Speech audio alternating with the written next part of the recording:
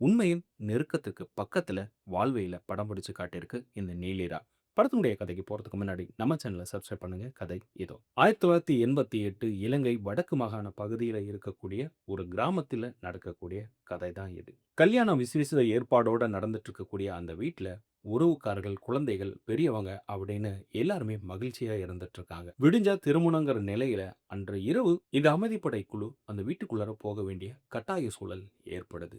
அது ஏன்? அந்த வீட்டுக்குள்ள இருக்கிறவங்களுக்கும், இவங்களுக்கும் என்ன தொடர்பு இருக்கு? காலையில திருமணம் நடந்ததா? இல்லையா? இந்த ராணுவ குழுவ அமைதிப்படை குழுக்கள் என்ன செய்தது? அந்த குடும்பத்தில இருக்கக்கூடிய ஒவ்வொரு நபரும் உயிரோட இருந்தாங்களா? இல்லையா? இதுதான் இந்த படத்தினுடைய கதை. அந்த குடும்பத்துடைய தலைவி கபிலா வேணு. ஏதோ ஒண்ண பறிகொடுத்த மாரி, ஏதோ ஒண்ண இழக்க போறேன் அப்படிங்கிற மாரியான முகபாவனையோடவே இருப்பாங்க. அவங்களுடைய முகம் ஏகப்பட்ட இழப்புகள சுமந்துகிட்டு உயிரற்ற உடலா தான் நடந்துட்டு வாழ்ந்துட்டு இருக்காங்க. இந்த நிலைமையில ராணுவக்குள்ள அவங்க வீட்டுக்குள்ள வந்த பிறகு, தன் மகனுடைய திருமணம் நடக்குமா? நடக்காதா? அப்படிங்கிற ஒரு அதிர்ச்சியும் இருக்கும். அதேபோல இந்த வீட்டுக்குள்ள இருக்கக்கூடிய ஒவ்வொரு நபருடைய உயிரும் பறிபோயிறக்கூடாது அப்படிங்கிற கான்ஸ்டன்ட்டா அவங்க ராணுவத்துக்கிட்ட பேச்சுவார்த்தை நடத்திக்கிட்டே இருப்பாங்க. ராணுவ குழு வீட்டுக்கு வெளியில இருக்கும்போதே, தன்னுடைய வீட்டுக்குள்ளார உள்ள வந்தா, எந்த விஷயத்தையும் கண்டுபிடிச்சிடக் கூடாது அப்படிங்கிறதுக்காக ஒவ்வொரு அறையாட்டும், முக்கியமாக எழுதப்பட்ட கடிதமாகட்டும், எல்லாத்தையும் நெருப்பு வச்சு எரிச்சிருவாங்க. அந்த அறைக்குள்ள இருக்கிறத யாரும் கண்டுபிடிச்சிடக் கூடாது அப்படிங்கிறதும், வீட்டில் இருக்கக்கூடிய பெண்கள் எல்லாருமே ஆண் அணியக்கூடிய சட்டைய அணிஞ்சுகிட்டு பாதுகாப்பா இருக்க வேண்டிய சூழ்நிலை ஏற்படுது.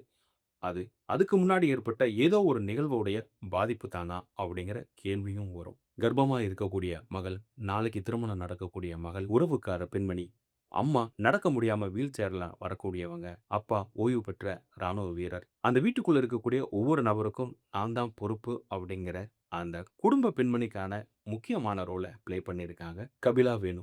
ராணுவ குழுவுடைய கேப்டனா வரக்கூடிய நவீன் சந்திரா, இதுக்கு முன்னாடி இந்த மாரி ஒரு கேரக்டர பண்ணியிருக்கவே மாட்டாப்ல.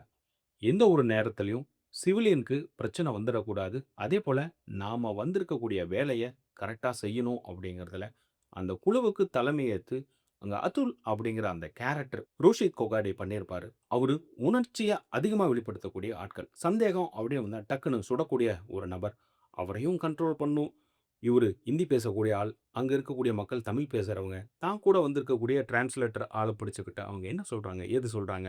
அவங்களுக்கு எதுவும் என்னால நடக்காது. அதேபோல நான் சொல்றத மட்டும் அவங்கள செய்ய சொல்லு அப்படின்னு, அங்க இருக்கக்கூடிய ஒவ்வொரு உயிரும் என்னுடைய பொறுப்பு. அவங்களுக்கு எதுவுமே ஆகாது அப்படிங்கிற நம்பிக்கையான அதேபோல அழகா வழிநடத்தக்கூடிய ஒரு கேப்டனா பண்ணியிருக்காரு நவீன் சந்திரா. சின்ன ரோலா இருந்தாலும் அது கைத்தட்டல் வாங்கக்கூடிய கேரக்டரா பண்ணியிருக்காங்க ரூபா குடுவையூர். காதல் ஒரு பக்கம் மண்ணை நேசிக்கக்கூடிய போராளியா சனத் சிறப்பா பண்ணியிருந்திருக்காரு. போட்டோகிராஃபரா கையல் வின்சென்ட், சிது முருகேசன், விது இவங்கலாம் சிறப்பான தன்னுடைய பங்க அர்ப்பணிச்சிருக்காங்க இந்த படத்துல. கிராமத்துல ஒத்தையில ஒரு வீடு, 80கள்ல நடக்கக்கூடிய கல்யாண முறை, வழிபாடு, உணவு, ஒரு சப்பாத்தி இப்படிதான் இருக்குமா? அப்படின்னு அந்த பசங்க 2 பேரும் பேசிக்கிறது. கிடைச்ச வரைக்கும் லாபம்னு அங்க இருக்கக்கூடிய கூலிய ஆட்டையும் போட்டு சாப்பிடுற ராணுவ அதிகாரி, சுத்தி வளைச்சுக்கிட்டு நாங்கெல்லாம் வந்துட்டோம். நீங்க இனி அவ்வளதான் அப்படின்னு சொல்லக்கூடிய போராட்ட குழு.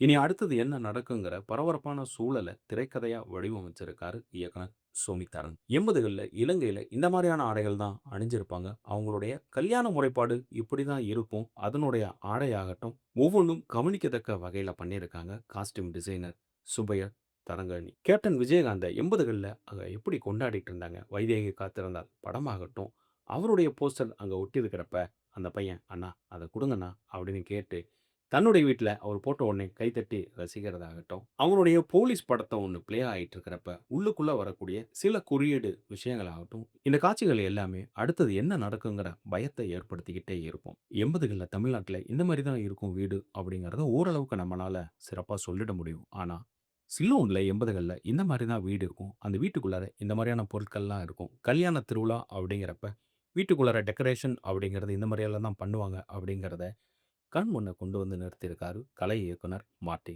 திரைக்கதையின் விறுவிறுப்புக்கு கைகோர்க்கிற மாரி மியூசிக் இயக்குனர் கே. பரபரப்பான சூழல்ல அடுத்தது என்ன நடக்குங்கிற டெம்ப்டேஷன கிரியேட் பண்றாரு இவரு. படம் இதுவரைக்கும் போதும். இதுதான் அடுத்தது நடக்கணும். எடிட்டர் ராதா ஸ்ரீதரன். இந்த ஒரு காட்சி படத்தினுடைய பரபரப்புக்கு பஞ்சம் இருக்காது. ராணுவம் வீட்டுக்குள்ள இருக்கிறப்ப, போராட்ட குழுக்கள் வெளியில வந்துருவாங்க. உள்ள இருக்கக்கூடிய அந்த ராணுவ வீரர்களுக்கு ஒரு ஸ்கெட்ச் ஒண்ணு போடுவாங்க. இவங்க இருக்கக்கூடிய ஆட்கள் குறைவு. உள்ள இருக்கக்கூடிய ஆட்கள் அதிகம். ஆனா, இந்த வீட்ட சுத்தி அவங்கள விட அதிகபட்சமான ஆட்கள் இருக்கிறாங்க அப்படிங்கிற இந்த காட்சிய விறுவிறுப்பா எடிட் பண்ணியிருந்திருப்பாங்க. சினிமாட்டோகிராஃபர் செல்வரத்தினம் பிரதீபன். இந்த படம் இப்படிதான் இருக்கணும். இதுக்கு இந்த லைட்டிங் போதும். இது எமோஷனோட கனெக்ட் ஆகக்கூடிய ஒரு படம். ஸோ ரொம்பவும் கமர்ஷியல் தனமா இல்லாம, படம் முழுக்கவும் இரவு காட்சி தான் நடக்கப் போகுது. இந்த இருட்டுல இந்த முகம் இவ்வளவுதான் தெரியும். முழுசா தெரியாது. அந்த ஆஃப் ஷேடு தான் கிடைக்கும். அதிலேயே ஒரு பயம் இருக்கும், ஒரு பதட்டம் இருக்கும். அதேபோல இந்த ராணுவ வீரர்கள் அந்த வீட்டுக்குள்ள வந்த பிறகு, இந்திரா காந்தியோட ஃபோட்டோவாகட்டும், நேரு அவருடைய ஃபோட்டோ ஆகட்டும், இந்த ராணுவ வீரர்களுக்கு பின்னாடி ஷோ பண்ணியிருந்திருப்பாங்க. சில குறியீடுகளும் இதுக்குள்ளார ப்ளே பண்ணியிருந்திருக்காங்க. தெளிவா அது அர்த்தமா புரிஞ்சுக்கிற மாரியான விஷயத்த குடுத்துருக்காங்க. ஃபைனலா இந்த படம் பார்த்துட்டு இருக்கிறப்ப, அந்த மண்ணுக்கும், மக்களுக்கும், தமிழுக்கும் உயிர் தியாகம் செய்தவங்க நெறைய பேர். அவங்களுடைய பெயர சொல்ல முடியல அப்படிங்கிறது தான் வருத்தமா இருக்கு. ஸோ இதே போல நம்ம சேனல்ல மத்த படங்கள் ரிவ்யூ இருக்கு பாருங்க. மறக்காம சப்ஸ்கிரைப் பண்ணிட்டு மத்தவங்களுக்கும் ஷேர் பண்ணுங்க.